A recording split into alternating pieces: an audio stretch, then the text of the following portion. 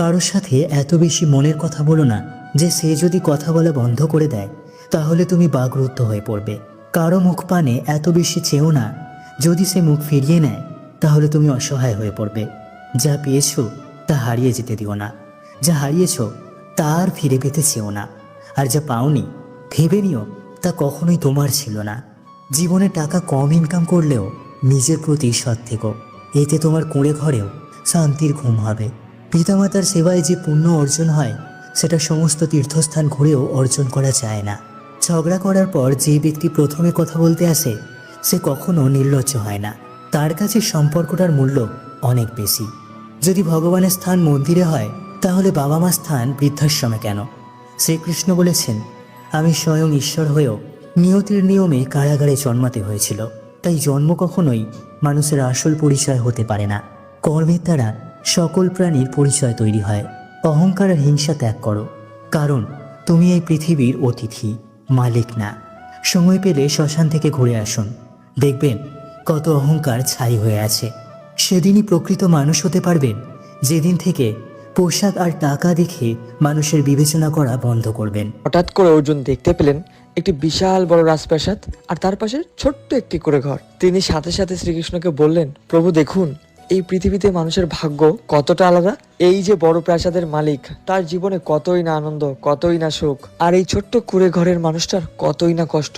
কৃষ্ণ তখন মৃদু হেসে বললেন, অর্জুন তুমি বাইরে থেকে কেন বিচার করছো? চলো আমরা বাড়ি গিয়ে দেখি কার কতটা সুখ আর কে কতটা আনন্দে আছে। প্রথমে তারা দুজনে মাটির কুঁড়ে ঘরটিতে গেলেন, যেটা ছিল এক বৃদ্ধ কৃষকের বাড়ি। বৃদ্ধটি মহা আনন্দে ভাত আর ডাল খাচ্ছে মাটিতে বসে। অর্জুন তো প্রথমে দেখে চমকে গেলেন। তিনি ভাবলেন এই মাটির ঘর থেকে সে এত কি করে আনন্দে আছে। এবার তারা দুজন মিলে সেই পাশের প্রাসাদটিতে গেলেন। সেখানে গিয়ে তারা দেখতে পেলেন একটা দামি খাটের ওপরে বসে আছে একজন ব্যবসায়ী।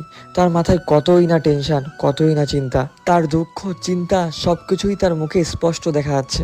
অর্জুন তখন শ্রীকৃষ্ণকে বললেন, হে প্রভু, এ কি বিচার? সে এত বড় বাড়িতে থাকেন, তার এত কেন দুঃখ?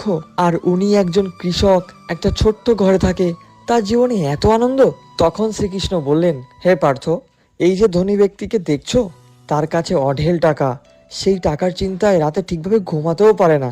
সে ভাবে কেউ এসে তার টাকাগুলো চুরি করে নিয়ে যাচ্ছে। তাও উৎসব করে। এই অলৌকিক ঘটনাকে বলা হয় নবকলেবর। জগন্নাথ দেব কোনো পাথরের মূর্তি নন, তিনি দারু ব্রহ্ম, অর্থাৎ কাঠের দেহে বিরাজমান ভগবান। প্রতি 12 বা 19 বছর অন্তর আষাঢ় মাসে এই ঘটনা ঘটে। যখন আষাঢ় মাসের দ্বৈত আষাঢ় আসে, ঠিক সেই নির্দিষ্ট রাতে পুরোপুরি শহরের বিদ্যুৎ সংযোগ বিচ্ছিন্ন করে দেওয়া হয়। চারপাশ থাকে ঘুটঘুটে অন্ধকার। মন্দিরের ভেতরে প্রবেশ করেন কেবল কয়েকজন বিশেষ প্রবীণ দৈতাপতি সেবায়েত। তাদের চোখ 7 রঙা কাপড় দিয়ে শক্ত করে বাঁধা থাকে, হাতে থাকে রেশমের মোটা আবরণ। কারণ পুরনো বিগ্রহ থেকে তারা এমন এক জিনিস বের করে নতুন বিগ্রহ স্থাপন করেন যা খালি চোখে দেখলে মানুষের মৃত্যু নিশ্চিত। একে বলা হয় ব্রহ্ম পদার্থ। কি এই ব্রহ্ম পদার্থ? সেবায়েতরা বলেন, ওটা স্পর্শ করলে মনে হয় ভেতরে প্রাণ আছে, যেন ছোট্ট এক খরগোশ হাতের মুঠোয় লাফাচ্ছে। ওটা স্থির নয়, ওটা স্পন্দনশীল। পুরনো দেহ থেকে ভগবানের সেই চিরন্তন আত্মা নতুন দেহে স্থানান্তরিত করা হয়। বিশ্বাস করা হয় দাপর যুগে জোড়া ব্যাধের তীরের আঘাতে শ্রীকৃষ্ণ দেহত্যাগ করলেও তার হৃদয়টি ভস্ম হয়নি, সেটি আজও জীবন্ত এবং ধুকপুক করছে। সেই জীবন্ত হৃদয়টি হলো জগন্নাথের এই ব্রহ্ম পদার্থ। পরদিন সকালে পুরনো দেহ সমাধিস্থ করা হয় আর নতুন দেহে জেগে ওঠেন নতুন জগন্নাথ, কিন্তু আত্মা সেই একই। এই কারণেই বলা হয় জগন্নাথ কাঠি দূর হয় যে কোনো বিপদ, কাটে অকাল মৃত্যুর আশঙ্কা। নিয়মিত জপ করলে আসে মানসিক শান্তি, দূর হয় সকল প্রকারের রোগ ব্যাধি। প্রতিদিন সকালে ঘুম থেকে উঠে অথবা রাতে ঘুমোতে যাওয়ার আগে জপ করুন এই অত্যন্ত পাওয়ারফুল মন্ত্র। মাত্র 15 দিন করে দেখুন, ফল পাবেন হাতে নাতে।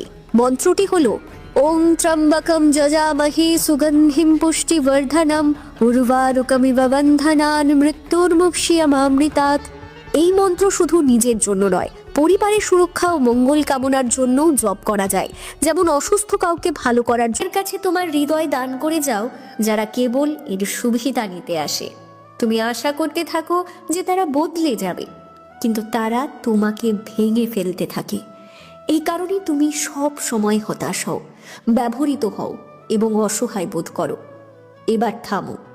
যারা তোমাকে কষ্ট দেয় তাদের কাছে তোমার এফোর্ট দেওয়া বন্ধ করো। যারা তোমার খোঁজ খবরও নেয় না তাদের প্রতি অনুগত থাকা বন্ধ করো। লোকেদের তোমাকে অবমূল্যায়ন করতে দেওয়া বন্ধ করো।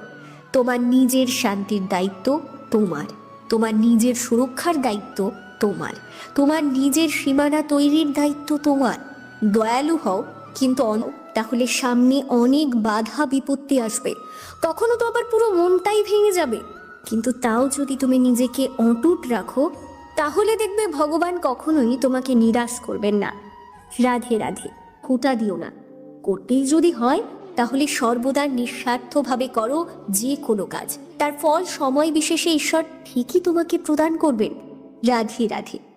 কি কি এবং সেগুলি আমাদের দেখে থাকলে কি হতে পারে? এ ধরনের চিহ্ন যদি একজন ব্যক্তির শরীরে থাকে, তবে তিনি অবশ্যই বিশ্বের সবচেয়ে সুখী, সুস্থ এবং ধনী মানুষ হতে পারেন। এবার চলুন দেখে নিই চিহ্নগুলি কি কি। অর্ধচন্দ্র। কথিত আছে শ্রীকৃষ্ণের পায়ের তলায় অর্ধচন্দ্রের চিহ্ন ছিল। এই অর্ধচন্দ্র ভগবান শিবের মাথায় সজ্জিত। কথিত আছে যে যাদের শরীরে এই অর্ধচন্দ্র থাকে তারা কেরিয়ারের দিক থেকে চূড়ান্ত সাফল্যে পৌঁছয়। হাতে তিল। যদি কোনো ব্যক্তির হাতে তিল থাকে তবে এমন ব্যক্তিকে সাধারণ হিসেবে বিবেচনা করতে ভুল করবেন না। এই ধরনের লোকেরা খুবই পরিশ্রমী এবং নম্র প্রকৃতির হয়, তাদের দাম্পত্য জীবনও খুব সুখের হয়। যদি কোনো ব্যক্তির বাম হাতের পাশে তিল থাকে তবে এই জাতীয় লোকেরা জীবনে দুর্দান্ত সাফল্য অর্জন করে, কিন্তু অনেক সংগ্রামের পর। শঙ্খ। শ্রীকৃষ্ণের পায়ের তলায়ও শঙ্খের মতো একটি চিহ্ন ছিল। ভগবান বিষ্ণুও এক হাতে একটি শঙ্খ ধারণ করে, যার শব্দ অন্তরের আত্মা ও চেতনাকে জাগ্রত করে। শরীরে একটি শঙ্খের মতো চিহ্নকে জীবনের সাফল্য, সুখ এবং শ্রাদ্ধের প্রতীক হিসেবে বিবেচনা করা হয়। মাছের মতো চিহ্ন। শ্রীকৃষ্ণের হাতের তালুতে ও পায়ে মাছের মতো চিহ্ন ছিল। হিন্দু ধর্মে মাছকে ভগবান বিষ্ণুর অবতার হিসেবে বিবেচনা করা হয়। কথিত আছে যে শরীরের এই চিহ্নটি প্রতিপত্তির প্রতীক। তীর চিহ্ন। পায়ে তীর চিহ্নের মতো একটি চিহ্ন খুব শুভ বলে মনে করা হয়। এ ধরনের অবহেলা করবেন না। ভাগ্যের চাকা কখন কোথায় ঘুরবে কেউ বলতে পারে না। কারণ যে রাতে রামচন্দ্রের রাজ্য পাওয়ার কথা ছিল, তার পরদিন সকালেই তাকে বনবাসে যেতে হয়েছিল। ভবিষ্যতে সুখ ভোগ করে, কিন্তু যে অপরকে দুঃখ দেয় সে কখনোই সুখী হতে পারে না। হরে কৃষ্ণ। করি ছোট্ট মন্ত্র। যে কোনো বিপদের সম্মুখীন হলে সাথে সাথে মনে মনে 28 বার জপ করুন, সব অমঙ্গল নিমেষেই দূর হবে। বলা হয় এই মন্ত্রের কার্যকারিতা বহুগুণ, যারাই করেছেন তারাই ফল পেয়েছেন হাতে নাতে। আপনি যদি এমনিও প্রতিদিন পাঠ করেন শ্রীকৃষ্ণের এই মন্ত্র, জীবনে আসবে সুখ, সমৃদ্ধি এবং সফলতা। কথিত রয়েছে গীতায় ভগবান শ্রীকৃষ্ণ স্বয়ং বলেছিলেন এই মন্ত্রটি হলো ওম কৃষ্ণায় বাসুদেবায় হরে পরমাত্মনে। তুমি যদি নিজে সুখী হও সেটা খুব ভালো কথা, কিন্তু যদি তোমার কারণে অন্য কেউ সুখী হয় তবে তার চেয়েও বড় আনন্দ আর কিছুই হতে পারে না। ভগবান শ্রীকৃষ্ণ বলেন, যদি কেউ তোমাকে কষ্ট দেয় তবে মন খারাপ করো না, কারণ মানুষ সবসময় সেই গাছে পাথর ছোড়ে যেটার ফল সবচেয়ে মিষ্টি হয়। একবার ভাবো তো, মানুষও কখনো কোনো তালা তৈরি করে না চাবি ছাড়া, তাহলে তিনি তো ঈশ্বর। তিনি এমন কোনো সমস্যা সৃষ্টি করবেন কেন যার কোনো সমাধান নেই? এই রূপ, এই অর্থ, এই ধন দৌলত, এই ছলচাতুরি সবকিছুই একদিন ধ্বংস হয়ে যাবে। একমাত্র তোমার সৎ কর্মই তোমার সঙ্গে যাবে। যে মানুষ সহজ সরল স্বভাবের, তাকে কখনো দুর্বল ভেবে ভুল করো না, কারণ তার সরলতা তার চারিত্রিক সংস্কার, দুর্বলতা নয়। সময়ের চেয়েও বেশি মূল্যবান হয় অনুভূতি, তাই সেই মানুষদের উপরই তা খরচ করো যারা তা বোঝে। যে সত্য কথা বলে আর সঠিক পথে চলে, সেই মানুষই অধিকাংশ সময় এই পৃথিবীতে তিক্ত মনে হয়। কারো প্রতি অহংকার করো না, সবাইকে আপন করে মিশে থাকো, সে তোমার আত্মীয় হোক কিংবা বন্ধু। আঘাত শুধু শরীরে লাগলেই টের পাওয়া যায় না, আত্মায় লাগলে তার বেদনা আরো গভীর হয়, আরো তীব্র হয়। যে দান কোনো শর্ত ছাড়া কর্তব্য হিসেবে নিঃস্বার্থভাবে কাউকে দেওয়া হয়, সেটাই প্রকৃত দান। নিন্দার ভয় পেয়ে কখনো তোমার লক্ষ্য থেকে মুখ ফিরিও না, কারণ লক্ষ্য পূরণ হলেই নিন্দুকদের মত পাল্টে যায়। যদি তুমি কাউকে একবার ক্ষমা করো তাহলে তুমি বুদ্ধিমান, যদি দ্বিতীয়বার ক্ষমা করো তাহলে তুমি হৃদয়বান, কিন্তু যদি তৃতীয়বারও তাকে ক্ষমা করো তাহলে তুমি এই দুনিয়ার সবচেয়ে বড় মূর্খ। জীবনের সবচেয়ে দামি জিনিস হলো তোমার বর্তমান। একবার সেটা চলে গেলে পৃথিবীর সমস্ত ধন সম্পদ দিয়েও আর তা কেনা সম্ভব নয়। শ্রীকৃষ্ণ বলেন, মানুষ চাইলে তার জীবন খুব সহজভাবে কাটাতে পারে, কিন্তু সে তা করতে পারে না। সে সারাক্ষণ দুশ্চিন্তায় ডুবে থাকে। সে অতীতের কথা ভেবে কষ্ট পায়, সে মৃত্যুকে ভয় পায়। সে জীবনে যেমন ঠিকঠাকভাবে বাঁচতে পারে না, মৃত্যুকেও ঠিকভাবে গ্রহণ করতে পারে না। শ্রীকৃষ্ণ বলেন, তোমার অতীত আমি পাল্টাতে পারি না, কিন্তু তোমার বর্তমান যদি তুমি সৎভাবে বাঁচো, তাহলে তোমার ভবিষ্যৎ আমি নিশ্চিতভাবে উজ্জ্বল করে তুলব। ঈশ্বরের কাছে কিছু চেয়ে না পেলে অভিমান করো না, কারণ ঈশ্বর কখনো সেটা দেন না যা তোমার কাছে ভালো লাগে, বরং তিনি সেটাই দেন যা সত্যিকারের ভালো তোমার জন্য। যেমন সমুদ্র পার হতে হলে নৌকাই একমাত্র উপায়, তেমনি স্বর্গে পৌঁছানোর একমাত্র সোপান হল সত্য। আমরা কিছু না বললেও তিনি শুনে নেন, তাই তার নাম পরমাত্মা। আর তিনি কিছু না বললেও আমরা যদি অনুভব করতে পারি, সেটাই শ্রদ্ধা। কানহা বলেন, আমি এই পৃথিবীর মাটির কোমল গন্ধ, আমি আগুনের তাপ, আমি সব জীবের প্রাণ, আর সন্ন্যাসীদের আত্মসংযম আমি। ভগবান শ্রীকৃষ্ণ বলেন, যে মানুষ অনুভব করেছে আমি দেহ নই, আমি আত্মা, সে সব দুঃখ সুখকে সমানভাবে দেখে। তার কাছে প্রশংসা এবং অপমান একই, লাভ ও ক্ষতিও একই, জয় ও পরাজয়ও একই। কেউ তাকে বাড়িয়ে দিতে পারে না, কেউ তাকে কমিয়েও দিতে পারে না, কারণ তার শক্তি আসে ভিতর থেকে, বাহির থেকে নয়। পৃথিবীর কিছুই তাকে নাড়াতে পারে না। এটাই স্বাধীনতার আসল রূপ। মন যেখানে ভাঙে না, মন যেখানে ভয় পায় না। সন্ন্যাস যোগ বলে, দুনিয়াকে বদলানোর আগে প্রথমে মনকে বদলাও। যদি মন শান্ত না হয়, তাহলে পৃথিবীর যত চেষ্টা করো সব বিফল হবে। কিন্তু মন যদি শান্ত হয়, তাহলে পৃথিবীর যে কোনো ঝড় তোমার সামনে নতি স্বীকার করবে। শান্ত মনই সবচেয়ে বড় অস্ত্র। শান্ত মনেই ঈশ্বরের আলো জ্বলে ওঠে। শান্ত মানুষই মহাবিশ্বের শক্তির সাথে সংযুক্ত। এই অধ্যায়ের শেষ শিক্ষা, সত্যিকারের মুক্তি আসে দায়িত্ব পালন করে, পালিয়ে নয়। সত্যিকারের শান্তি আসে নিঃস্বার্থ কর্ম থেকে, নয় বিশ্রামের নামে অলসতা থেকে। সত্যিকারের আনন্দ আসে ভিতরের আলো থেকে, বাইরের সাফল্য থেকে নয়। যে মানুষ অর্জন করতে চায় সে ব্যস্ত, যে মানুষ শান্তি খুঁজে পায় সে বিজয়ী। সন্ন্যাস মানে পালিয়ে যাওয়া নয়, দায়িত্বের মাঝেই নিজেকে খুঁজে পাওয়া। ফলের দাস হয়েও না, মনকে মুক্ত করো। আর যখন মন মুক্ত হবে, তখন তোমার জীবন আলো হয়ে উঠবে। ধ্যান যোগ। গীতার ৬ষ্ঠ অধ্যায়ে শ্রীকৃষ্ণ মানব জীবনের সবচেয়ে কঠিন এবং সবচেয়ে শক্তিশালী যুদ্ধের কথা বলেন, মনকে জয় করার যুদ্ধ। তিনি জানান, যে মানুষ নিজের মনকে নিয়ন্ত্রণ করতে পারে, তার জন্য পৃথিবীতে কোনো অসম্ভব নেই। আর যে নিজেই নিজের মনকে নিয়ন্ত্রণ করতে পারে না, সে নিজেরই দাস হয়ে বেঁচে থাকে। ধ্যান যোগ হল মনকে বন্ধুত্ব করতে শেখার পথ। মনকে স্থির করা, চিন্তাকে পরিষ্কার করা এবং হৃদয়কে শান্ত করা। অর্জুন শ্রীকৃষ্ণকে বলেন, মন তো বিক্ষিপ্ত বাতাসের মতো, এক সেকেন্ডে এখানে আর এক সেকেন্ডে সেখানে, তাকে কি কখনো নিয়ন্ত্রণ করা সম্ভব? শ্রীকৃষ্ণ এমন প্রশ্নে হাসেন না। তিনি স্নেহ দিয়ে বলেন, হ্যাঁ, মনকে নিয়ন্ত্রণ করা কঠিন, কিন্তু অসম্ভব নয়। নিয়মিত অনুশীলন এবং অনাসক্তি, এই দুই শক্তি মনকে জয়ের অস্ত্র। যেমন একজন বাঘকে প্রশিক্ষণ দিলে সে বন্ধু হতে পারে, তেমন মনকেও প্রশিক্ষণ দিলে সে তোমার শক্তি হয়ে উঠবে। কৃষ্ণ বলেন, ধ্যান মানে পাহাড়ে গিয়ে বসা, সবকিছু ছেড়ে দেওয়া বা চোখ বন্ধ করা নয়। ধ্যান হলো মনকে বর্তমান মুহূর্তে ফিরিয়ে আনা, বারবার ফিরিয়ে আনা, শ্বাসের দিকে, হৃদয়ের দিকে, আত্মার আলোয়। যখন মন অতীতে যায়, সে দুঃখ খুঁজে পায়। যখন ভবিষ্যতে যায়, সে ভয় খুঁজে পায়। কিন্তু যখন বর্তমান মুহূর্তে থাকে, সে শান্তি খুঁজে পায়। ধ্যান মানুষকে বর্তমানের শক্তির সাথে যুক্ত করে। তাই ধ্যান হলো আত্মার খাবার, মনের ওষুধ।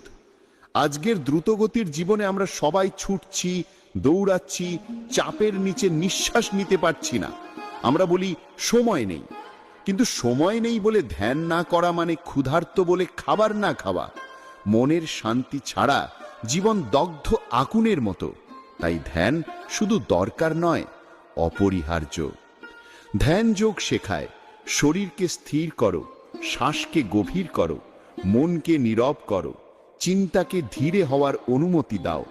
প্রথমে মন পালাবে, চিন্তা আসবে, অস্থিরতা ও ব্যথা উঠবে। এটাই স্বাভাবিক।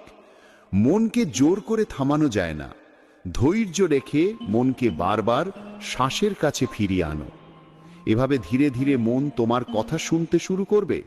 যে মন আগে তোমাকে টানছে, এখন সে তোমার হাতে আসবে।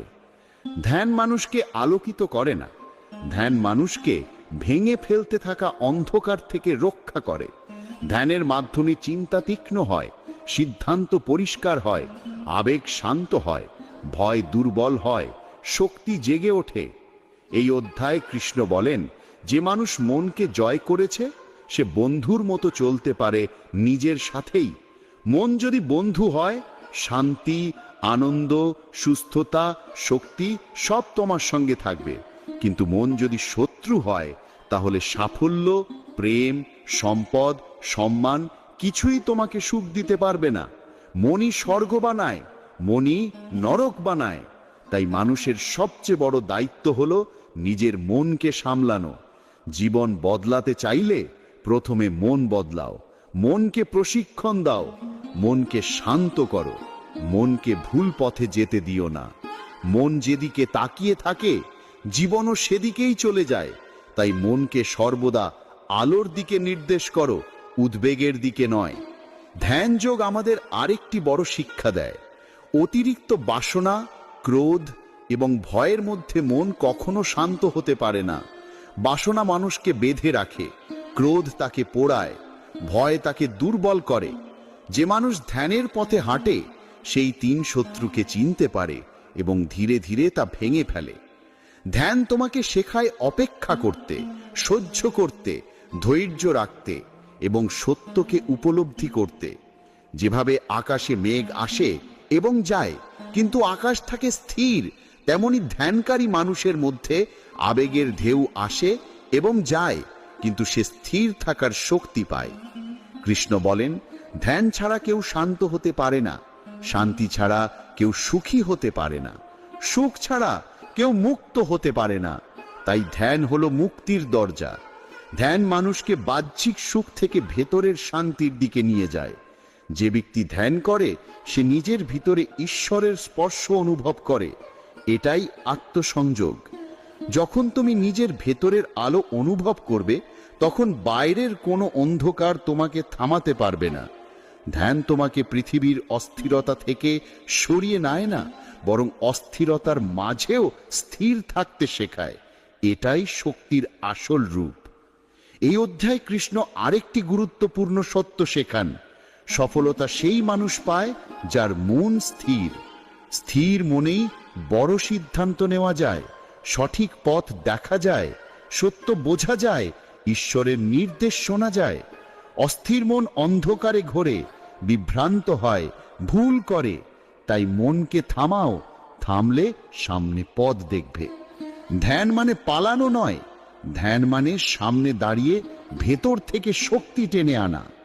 ধ্যান যোগ আমাদের শেখায় কিভাবে জীবন যাপন করতে হয়।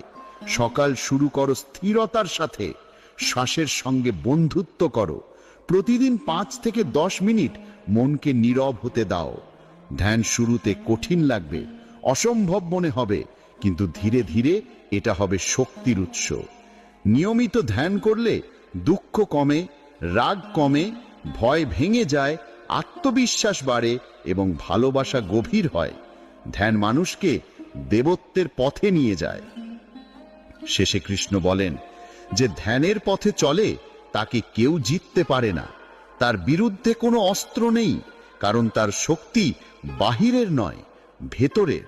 তার শান্তি অপরাজেয়, তার স্থিরতা অটল, তার মানসিক ক্ষমতা পর্বতের মতো। জ্ঞান, বিজ্ঞান, যোগ।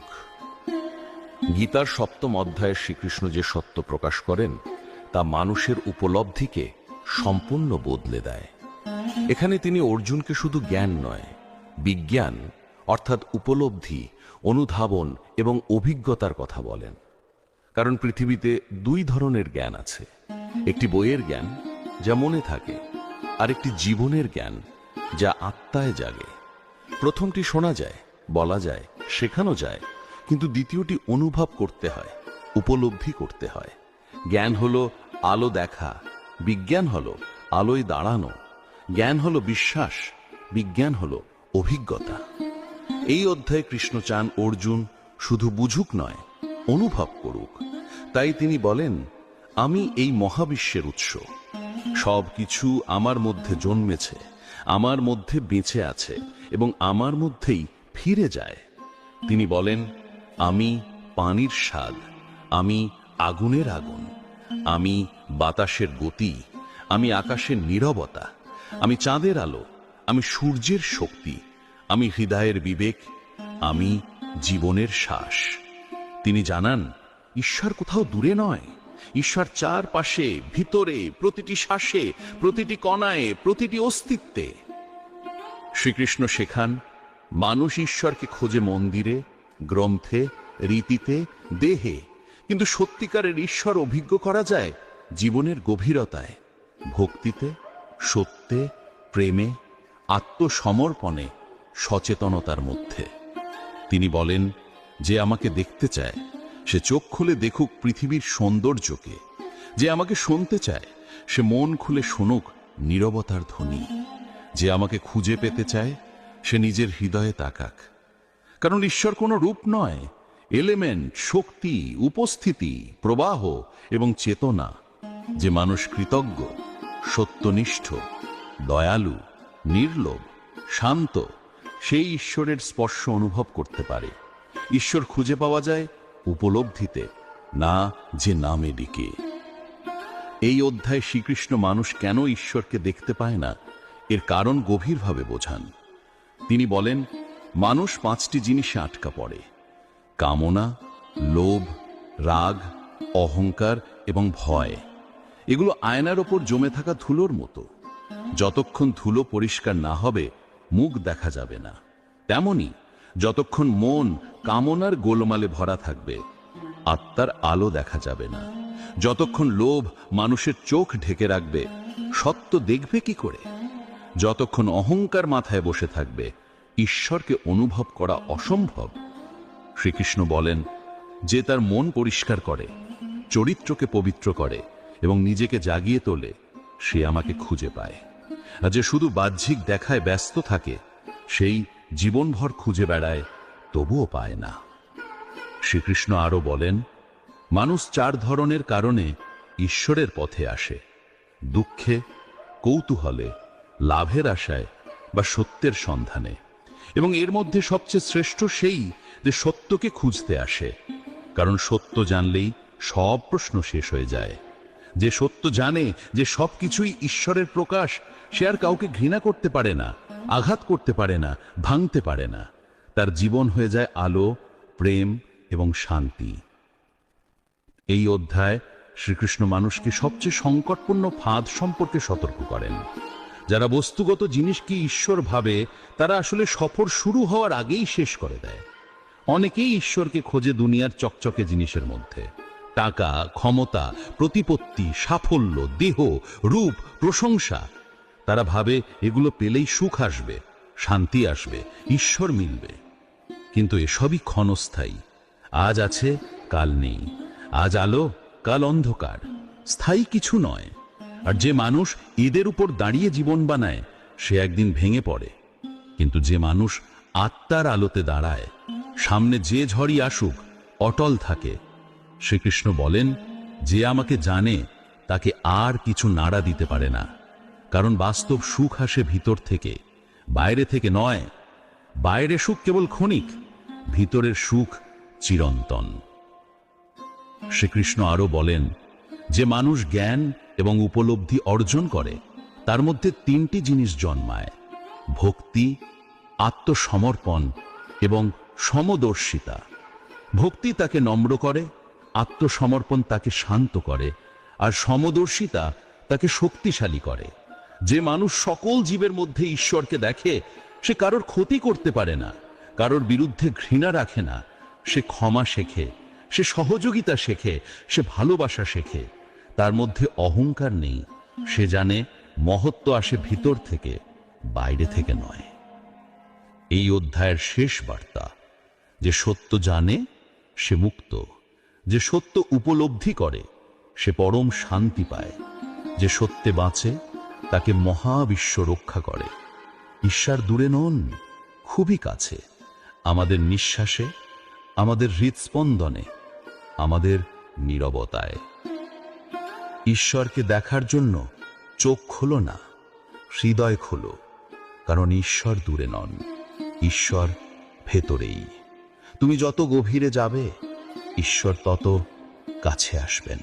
অক্ষর ব্রহ্মযোগ। গীতার অষ্টম অধ্যায়ে শ্রীকৃষ্ণ আমাদের সামনে তুলে ধরেন সবচেয়ে গভীর ও রহস্যময় প্রশ্ন, জীবনের শেষ গন্তব্য কোথায়? মৃত্যু আসলে কি? মৃত্যুর পর কি ঘটে?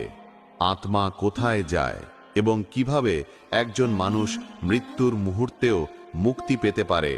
এই অধ্যায়ে শ্রীকৃষ্ণ অর্জুনকে জানান, মৃত্যু শেষ নয়, মৃত্যু হলো এক দরজা, যাত্রার এক ধাপ থেকে আরেক ধাপে রূপান্তর। দেহ মরে, কিন্তু আত্মা কখনো মরে না। আত্মা হলো চিরন্তন, অবিনশ্বর, অক্ষয় এবং অপ্রতিরোধ্য। ঠিক যেমন বাতাস একই থাকে কিন্তু তার স্পর্শ এবং দিশা বদলায়, ঠিক যেমন সমুদ্র একই থাকে কিন্তু তার ঢেউ ওঠে এবং নামে, তেমনি আত্মা স্থির, অটল, চিরন্তন, আর দেহ হল ক্ষণস্থায়ী পোশাক। শ্রীকৃষ্ণ বলেন, যে মানুষ জীবনভর সত্য, পবিত্রতা এবং শ্রদ্ধার পথে চলে, তার মৃত্যুর মুহূর্ত শান্ত এবং আলোকিত হয়। কারণ মৃত্যুর শেষ শ্বাসে যার মন ঈশ্বর বা চিরন্তন সত্যকে স্মরণ করে, সে আর জন্ম মৃত্যুর চক্রে ফিরে আসে না, সে মুক্তি পায়। মৃত্যু তার জন্য ভয়ের নয়, মুক্তির দরজা। শ্রীকৃষ্ণ এখানে শেখান, জীবন কেমন হবে তা নির্ধারণ করে আমাদের প্রতিদিনের চিন্তা, আর মৃত্যু কেমন হবে তা নির্ধারণ করে জীবনে আমরা কেমন বেঁচেছিলাম। মৃত্যুতে যা মনে আসে, মৃত্যুতে যা চিত্র চোখে ভাসে, মৃত্যুতে যে নাম মনে হয়, সেটা এসেছে সারা জীবনের অভ্যাস থেকে। তাই মানুষের মন যেন ঈশ্বর বা সত্যের সাথে সংযুক্ত থাকে, এটাই উদ্দেশ্য। শ্রীকৃষ্ণ বলেন, যে আমাকে সারা জীবন মনে রাখে, আমি তাকে কখনো ছাড়ি না। কারণ মানুষ শেষ মুহূর্তে জেগে ওঠে না, যেমন বাঁচে তেমনই মরতে শেখে। যদি জীবন কাটে লোভ, কামনা, রাগ, হিংসা, অহংকার নিয়ে, তাহলে মৃত্যুর মুহূর্ত অস্থির হয়। কিন্তু যদি জীবন কাটে শান্তি, প্রেম, দয়া, করুণা এবং সত্যের আলোতে, তাহলে সেই অন্তিম সময় হয় আলোকিত এবং মুক্তির পথে উত্থান। এই অধ্যায়ে শ্রীকৃষ্ণ আরো বলেন, মানুষ দুই পথে যায়, আলোয়ের পথ এবং অন্ধকারের পথ। যারা জ্ঞান, ধর্ম, সত্য, ভক্তি এবং আত্মসংযমের পথ অনুসরণ করে, তারা আলোয়ের দিকে চলে আর তাদের আত্মা মুক্তির দিকে এগিয়ে যায়। আর যারা অতৃপ্ত কামনা, অস্থিরতা, মায়া, অহংকার এবং হিংসার পথে চলে, তারা মৃত্যুর পর আবার জন্ম মৃত্যুর চক্রে ফিরে আসে। তাদের যাত্রা চলতেই থাকে যতক্ষণ না তারা শিখে ফেলে সত্য পথ কি। তাই শ্রীকৃষ্ণ বলেন, সত্যের পথে বাঁচো, আলোয়ের পথে হাঁটো, জীবনকে পবিত্র করো, তাহলেই মৃত্যু হবে বিজয়ের। শ্রীকৃষ্ণ মৃত্যু ও সময়ের রহস্য ব্যাখ্যা করেন। তিনি বলেন, সময় হল সবচেয়ে বড় শক্তি। কেউ তাকে থামাতে পারে না, কেউ তাকে ছাড়িয়ে যেতে পারে না। তিনি বলেন, আমি সময়। সময় সবকিছু নিয়ে যায়, সবকিছু বদলে দেয়, কিন্তু আত্মাকে স্পর্শ করতে পারে না। মানুষ সারা জীবন চিন্তা করে টাকা, সম্মান, ভয়, রাগ, প্রতিশোধ, লোকজন কি বলবে, কিন্তু মৃত্যুর মুহূর্তে এসবের কিছুই সাথে যায় না। সাথে যায় শুধু একটাই জিনিস, কর্ম এবং চরিত্র। তাই মানুষকে প্রস্তুত হতে হয় মৃত্যুর জন্য বেঁচে থাকা অবস্থাতেই। মৃত্যুকে ভয় করলে জীবনও ভয়ের মধ্যে চলে যায়, কিন্তু মৃত্যুকে সত্য হিসেবে গ্রহণ করলে জীবন হয়ে যায় মুক্ত। শ্রীকৃষ্ণ শেখান মুক্তির জন্য ভক্তি দরকার, বিশ্বাস দরকার এবং মনকে পরিষ্কার করা দরকার। তিনি বলেন, যে আমাকে সম্পূর্ণ বিশ্বাস করে, যার মন সর্বদা আমার দিকে মুখ করে থাকে, আমি তাকে কখনো অধপতিত হতে দিই না। বিশ্বাস হলো সেই শক্তি যা অন্ধকার সময়েও আলো দেখায়। ভক্তি হলো সেই শক্তি যা ভয়ের সময়েও হাত ধরে, এবং সচেতনতা হলো সেই আলো যা পথ দেখায়। যে মানুষ প্রতিদিন কিছু সময় নীরব বসে নিজের ভিতরের আলো স্পর্শ করে, সে অমর সত্যের কাছাকাছি চলে আসে।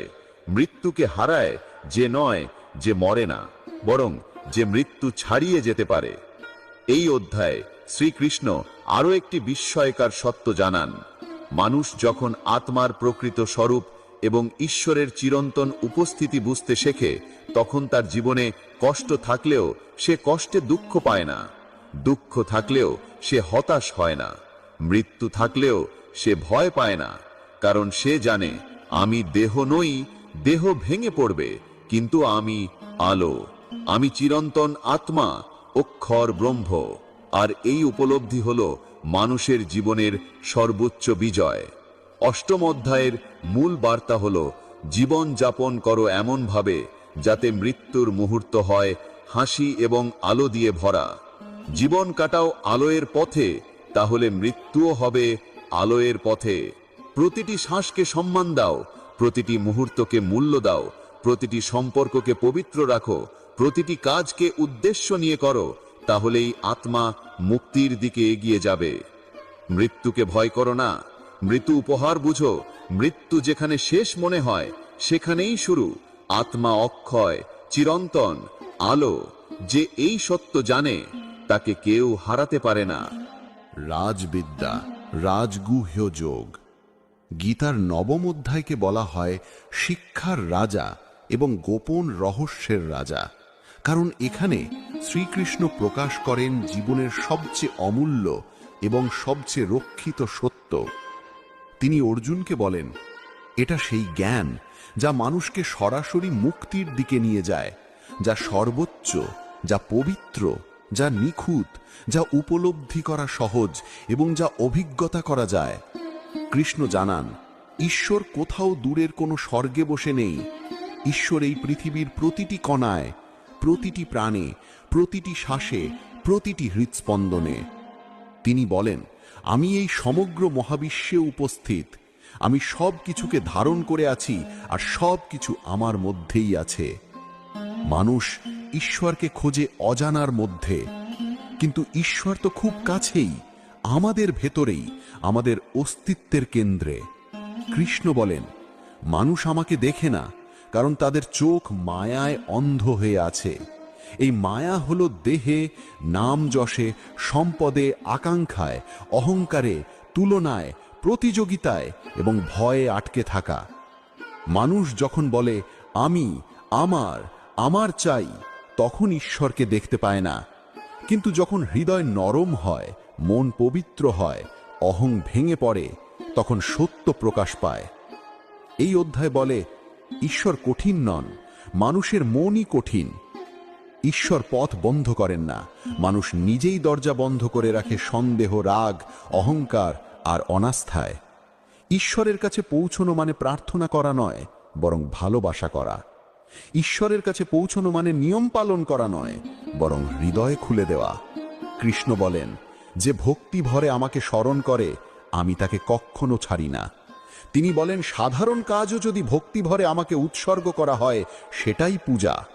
পূজা শুধু ফুল, মাটির দীপক বা মন্ত্র নয়, পূজা হলো মন, উদ্দেশ্য এবং ভালোবাসা।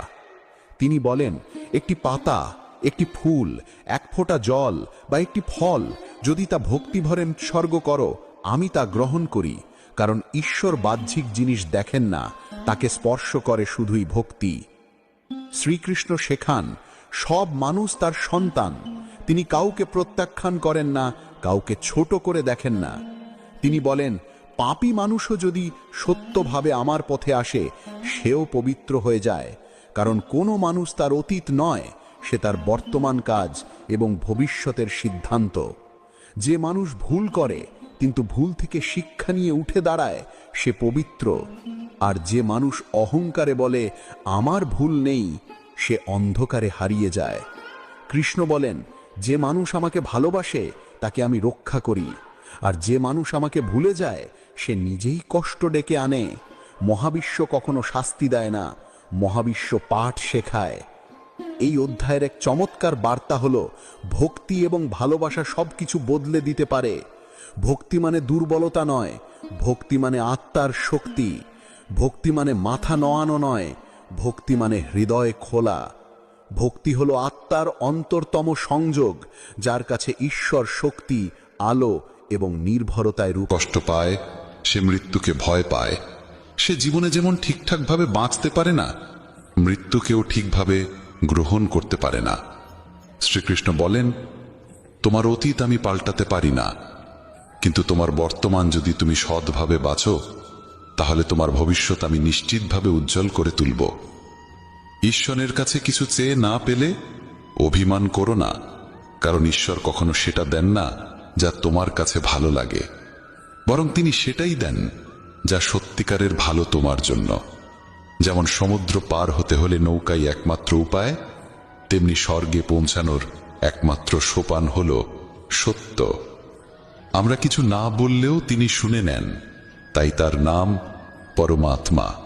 আর তিনি কিছু না বললেও আমরা যদি অনুভব করতে পারি, সেটাই শ্রদ্ধা।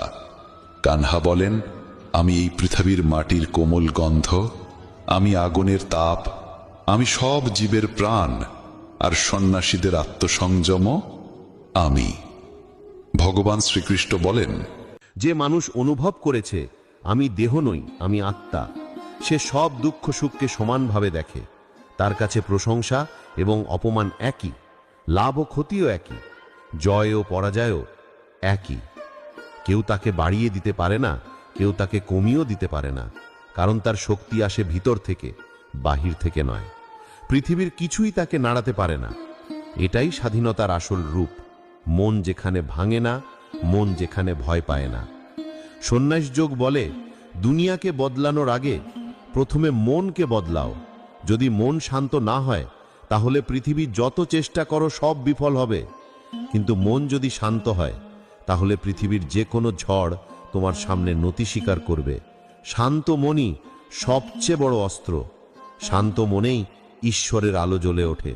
শান্ত মানুষই মহাবিশ্বের শক্তির সাথে সংযুক্ত। এই অধ্যায়ের শেষ শিক্ষা, সত্যিকারের মুক্তি আসে দায়িত্ব পালন করে, পালিয়ে নয়। সত্যিকারের শান্তি আসে নিঃস্বার্থ কর্ম থেকে, নয় বিশ্রামের নামে অলসতা থেকে। সত্যিকারের আনন্দ আসে ভিতরের আলো থেকে, বাইরের সাফল্য থেকে নয়।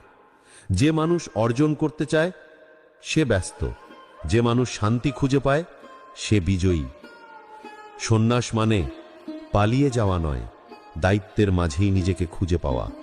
ফলের দাস হয়েও না, মনকে মুক্ত করো। আর যখন মন মুক্ত হবে, তখন তোমার জীবন আলো হয়ে উঠবে। ধ্যান যোগ।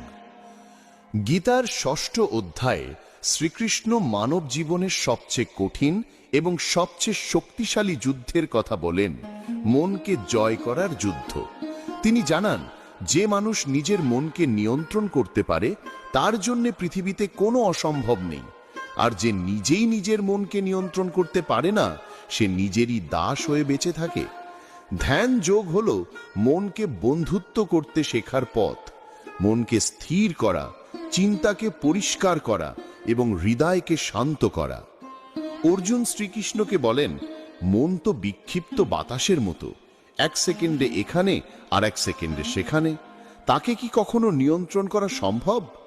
শ্রীকৃষ্ণ এমন প্রশ্নে হাসেন না, তিনি স্নেহ দিয়ে বলেন, হ্যাঁ, মনকে নিয়ন্ত্রণ করা কঠিন, কিন্তু অসম্ভব নয়। নিয়মিত অনুশীলন এবং অনাসক্তি, এই দুই শক্তি মনকে জয়ের অস্ত্র। যেমন একজন বাঘকে প্রশিক্ষণ দিলে সে বন্ধু হতে পারে, তেমন মনকেও প্রশিক্ষণ দিলে সে তোমার শক্তি হয়ে উঠবে। কৃষ্ণ বলেন, ধ্যান মানে পাহাড়ে গিয়ে বসা, সবকিছু ছেড়ে দেওয়া বা চোখ বন্ধ করা নয়।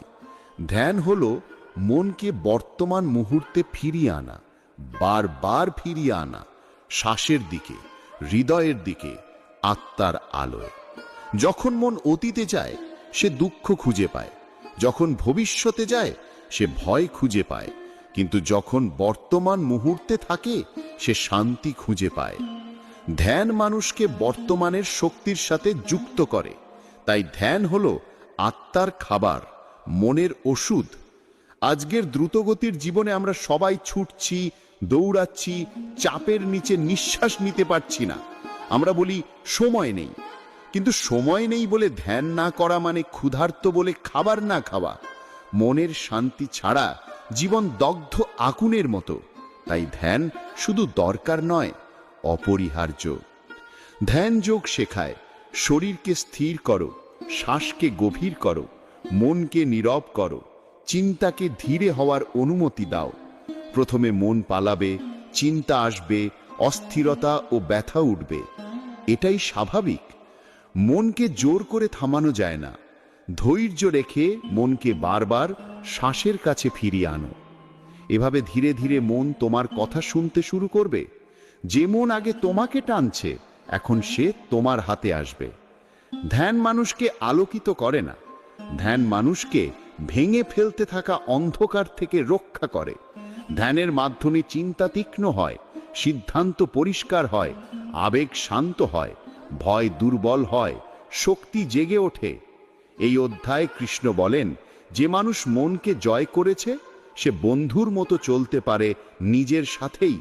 মন যদি বন্ধু হয়, শান্তি, আনন্দ, সুস্থতা, শক্তি সব তোমার সঙ্গে থাকবে।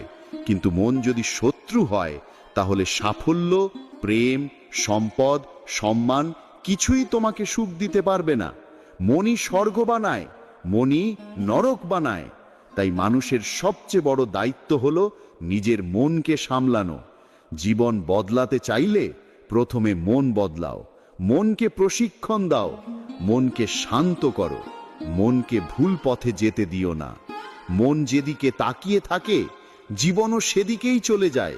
তাই মনকে সর্বদা আলোর দিকে নির্দেশ করো, উদ্বেগের দিকে নয়। ধ্যান যোগ আমাদের আরেকটি বড় শিক্ষা দেয়। অতিরিক্ত বাসনা, ক্রোধ এবং ভয়ের মধ্যে মন কখনো শান্ত হতে পারে না। বাসনা মানুষকে বেঁধে রাখে, ক্রোধ তাকে পোড়ায়, ভয় তাকে দুর্বল করে।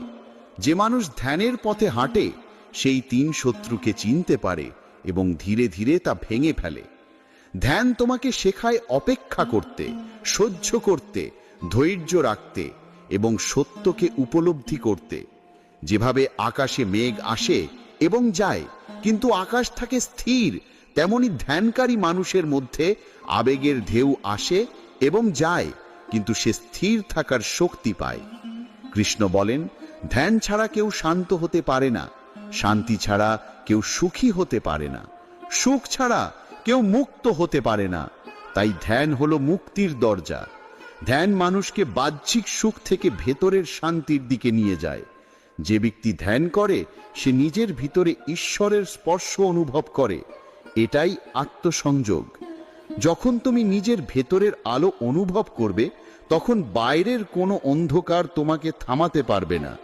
ধ্যান তোমাকে পৃথিবীর অস্থিরতা থেকে সরিয়ে নেয় না, বরং অস্থিরতার মাঝেও স্থির থাকতে শেখায়। এটাই শক্তির আসল রূপ। এই অধ্যায়ে কৃষ্ণ আরেকটি গুরুত্বপূর্ণ সত্য শেখান। সফলতা সেই মানুষ পায় যার মন স্থির।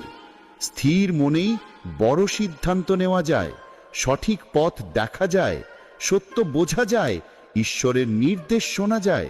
অস্থির মন অন্ধকারে ঘোরে, বিভ্রান্ত হয়, ভুল করে। তাই মনকে থামাও, থামলে সামনে পথ দেখবে।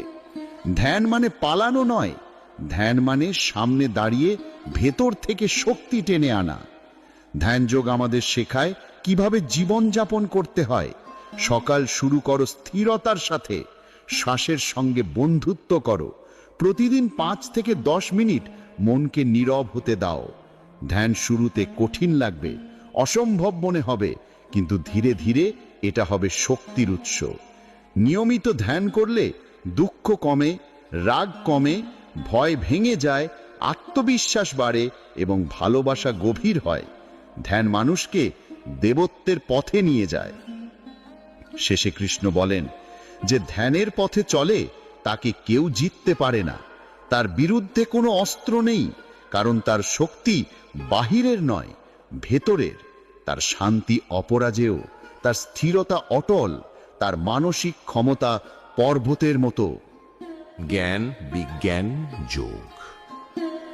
গীতার 7ম অধ্যায়ে শ্রীকৃষ্ণ যে সত্য প্রকাশ করেন তা মানুষের উপলব্ধিকে সম্পূর্ণ বদলে দেয়। এখানে তিনি অর্জুনকে শুধু জ্ঞান নয়, বিজ্ঞান অর্থাৎ উপলব্ধি, অনুধাবন এবং অভিজ্ঞতার কথা বলেন। কারণ পৃথিবীতে 2 ধরনের জ্ঞান আছে, একটি বইয়ের জ্ঞান যা মনে থাকে, আর একটি জীবনের জ্ঞান যা আত্মায় জাগে। প্রথমটি শোনা যায়, বলা যায়, শেখানো যায়, কিন্তু দ্বিতীয়টি অনুভব করতে হয়, উপলব্ধি করতে হয়। জ্ঞান হলো আলো দেখা, বিজ্ঞান হলো আলোয় দাঁড়ানো। জ্ঞান হলো বিশ্বাস, বিজ্ঞান হলো অভিজ্ঞতা। এই অধ্যায়ে কৃষ্ণ চান অর্জুন শুধু বুঝুক নয়, অনুভব করুক। তাই তিনি বলেন, আমি এই মহাবিশ্বের উৎস, সব কিছু আমার মধ্যে জন্মেছে, আমার মধ্যে বেঁচে আছে এবং আমার মধ্যেই ফিরে যায়। তিনি বলেন, আমি পানির স্বাদ, আমি আগুনের আগুন, আমি বাতাসের গতি, আমি আকাশের নীরবতা, আমি চাঁদের আলো, আমি সূর্যের শক্তি, আমি হৃদয়ের বিবেক, আমি জীবনের শ্বাস। তিনি জানান, ঈশ্বর কোথাও দূরে নয়, ঈশ্বর চারপাশে, ভিতরে, প্রতিটি শ্বাসে, প্রতিটি কণায়, প্রতিটি অস্তিত্বে। শ্রীকৃষ্ণ শেখান, মানুষ ঈশ্বরকে খোঁজে মন্দিরে, গ্রন্থে, রীতিতে, দেহে, কিন্তু সত্যিকারের ঈশ্বর অভিজ্ঞ করা যায় জীবনের গভীরতায়, ভক্তিতে, সত্যে, প্রেমে, আত্মসমর্পণে, সচেতনতার মধ্যে। তিনি বলেন, যে আমাকে দেখতে চায় সে চোখ খুলে দেখুক পৃথিবীর সৌন্দর্যকে, যে আমাকে শুনতে চায় সে মন খুলে শুনুক নীরবতার ধ্বনি, যে আমাকে খুঁজে পেতে চায় সে নিজের হৃদয়ে তাকাক। কারণ ঈশ্বর কোনো রূপ নয়, এলিমেন্ট, শক্তি, উপস্থিতি, প্রবাহ এবং চেতনা। যে মানুষ কৃতজ্ঞ, সত্যনিষ্ঠ, দয়ালু, নির্লোভ, শান্ত, সেই ঈশ্বরের স্পর্শ অনুভব করতে পারে। ঈশ্বর খুঁজে পাওয়া যায় উপলব্ধিতে, না যে নামে ডিকে। এই অধ্যায়ে শ্রীকৃষ্ণ মানুষ কেন ঈশ্বরকে দেখতে পায় না এর কারণ গভীরভাবে বোঝান। তিনি বলেন, মানুষ 5টি জিনিসে আটকা পড়ে: কামনা, লোভ, রাগ, অহংকার এবং ভয়। এগুলো আয়নার ওপর জমে থাকা ধুলোর মতো। যতক্ষণ ধুলো পরিষ্কার না হবে মুখ দেখা যাবে না। তেমনি যতক্ষণ মন কামনার গোলমালে ভরা থাকবে আত্মার আলো দেখা যাবে না। যতক্ষণ লোভ মানুষের চোখ ঢেকে রাখবে সত্য দেখবে কি করে? যতক্ষণ অহংকার মাথায় বসে থাকবে ঈশ্বরকে অনুভব করা অসম্ভব। শ্রীকৃষ্ণ বলেন, যে তার মন পরিষ্কার করে, চরিত্রকে পবিত্র করে এবং নিজেকে জাগিয়ে তোলে, সে আমাকে খুঁজে পায়। আর যে শুধু বাহ্যিক দেখায় ব্যস্ত থাকে সেই জীবনভর খুঁজে বেড়ায়, তবুও পায় না। শ্রীকৃষ্ণ আরও বলেন, মানুষ 4 ধরনের কারণে ঈশ্বরের পথে আসে: দুঃখে, কৌতূহলে, লাভের আশায় বা সত্যের সন্ধানে। এবং এর মধ্যে সবচেয়ে শ্রেষ্ঠ সেই যে সত্যকে খুঁজতে আসে, কারণ সত্য জানলেই সব প্রশ্ন শেষ হয়ে যায়। যে সত্য জানে যে সব কিছুই ঈশ্বরের প্রকাশ, সে আর কাউকে ঘৃণা করতে পারে না, আঘাত করতে পারে না, ভাঙতে পারে না। তার জীবন হয়ে যায় আলো, প্রেম এবং শান্তি। এই অধ্যায় শ্রীকৃষ্ণ মানুষকে সবচেয়ে সংকটপূর্ণ ফাঁদ সম্পর্কে সতর্ক করেন। যারা বস্তুগত জিনিসকে ঈশ্বর ভাবে তারা আসলে সফর শুরু হওয়ার আগেই শেষ করে দেয়। অনেকেই ঈশ্বরকে খোঁজে দুনিয়ার চকচকে জিনিসের মধ্যে: টাকা, ক্ষমতা, প্রতিপত্তি, সাফল্য, দেহ, রূপ, প্রশংসা। তারা ভাবে এগুলো পেলেই সুখ আসবে, শান্তি আসবে, ঈশ্বর মিলবে। কিন্তু এসবই ক্ষণস্থায়ী। আজ আছে, কাল নেই। আজ আলো, কাল অন্ধকার। স্থায়ী কিছু নয়। আর যে মানুষ এদের উপর দাঁড়িয়ে জীবন বানায় সে একদিন ভেঙে পড়ে, কিন্তু যে মানুষ আত্মার আলোতে দাঁড়ায়, সামনে যে ঝড়ই আসুক অটল থাকে। শ্রীকৃষ্ণ বলেন, যে আমাকে জানে তাকে আর কিছু নাড়া দিতে পারে না, কারণ বাস্তব সুখ আসে ভিতর থেকে, বাইরে থেকে নয়। বাইরে সুখ কেবল ক্ষণিক, ভিতরের সুখ চিরন্তন। শ্রীকৃষ্ণ আরো বলেন, যে মানুষ জ্ঞান এবং উপলব্ধি অর্জন করে তার মধ্যে তিনটি জিনিস জন্মায়: ভক্তি, আত্মসমর্পণ এবং সমদর্শিতা। ভক্তি তাকে নম্র করে, আত্মসমর্পণ তাকে শান্ত করে, আর সমদর্শিতা